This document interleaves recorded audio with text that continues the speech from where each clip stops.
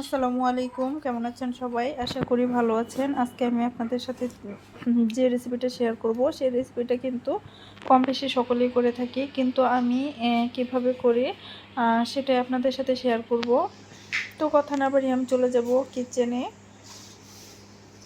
চুলায় একটা পাতিল বসিয়ে দিয়েছি এবং এখানে আমি দিয়ে দিলাম 125 মিলির মতো সয়াবিন তেল। আমি তেলটাকে ভালোভাবে গরম করে নেব।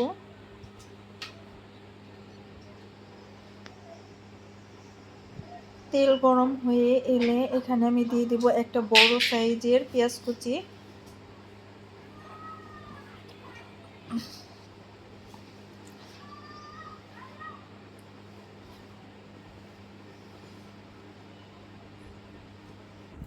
এখন আমি দিয়ে দেব তেজপাতা, দারচিনি ও 4-5টার মতো সাদা এলাচ।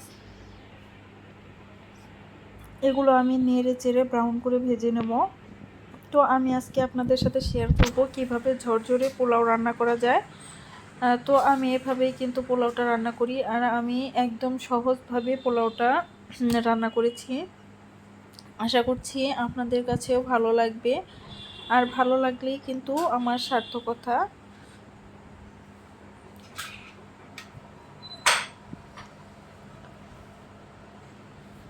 এখন আমি এখানে দিয়ে দিলাম 1 কেজি চিনি গুঁড়া পোলাওর চাল।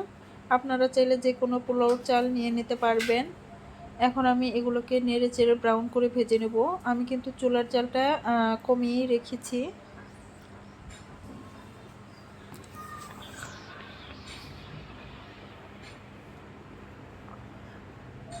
1 কেজি চাউলে আমি 125 মিলির মতো সয়াবিন তেল দিয়েছি। এই তেলটা কিন্তু আমার কাছে একদম পারফেক্টই মনে হয়েছে। একদম বেশিও না, আবার একদম কমও না। তো আপনারা চাইলে কিন্তু একটু বাড়িয়ে বা কমিয়েও দিতে পারবেন। আমি এখানে দিয়ে দিলাম 1 চা চামচের একটু বেশি আদা পেস্ট। এগুলোকে আমি নেড়ে চেড়ে নেব, ভেজে নেব।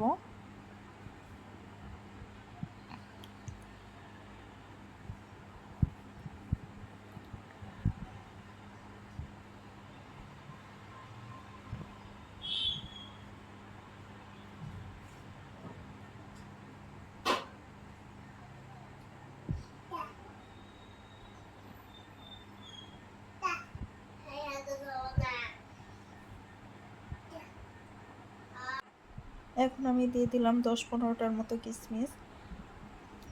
এগুলো দিয়েও আমি বেশ কিছুক্ষণ ভেজে নেব।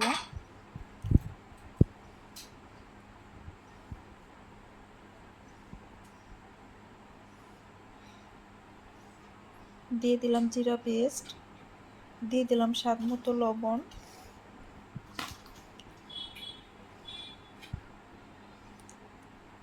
আমি আর কয়েক মিনিট ভেজে নেব। পোলাওর চাউলটা যত বেশি ভেজে নেবেন, পোলাওটা কিন্তু তত বেশি ঝরঝরে হবে।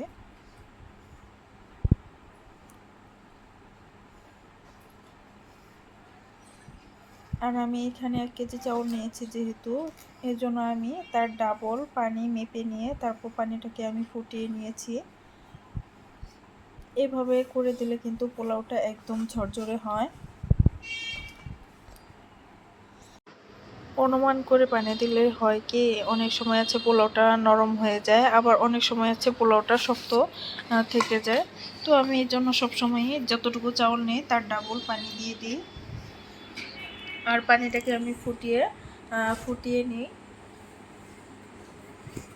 তো আমি পানি দেওয়ার পর চুলার আঁচটা কিন্তু একদম হাই করে দিয়েছিলাম।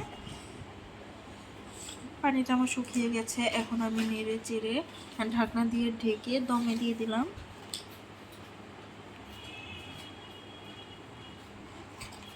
তো মাঝখানে আমি একবার ঢাকনা খুলে নেড়ে চেড়ে দিয়েছিলাম। তো দেখতে পাচ্ছেন আমার পোলাওটা কিন্তু একদম রেডি হয়ে গেছে। আর কতটা ঝরঝরে হয়েছে দেখেই হয়তো বুঝতে পারছেন।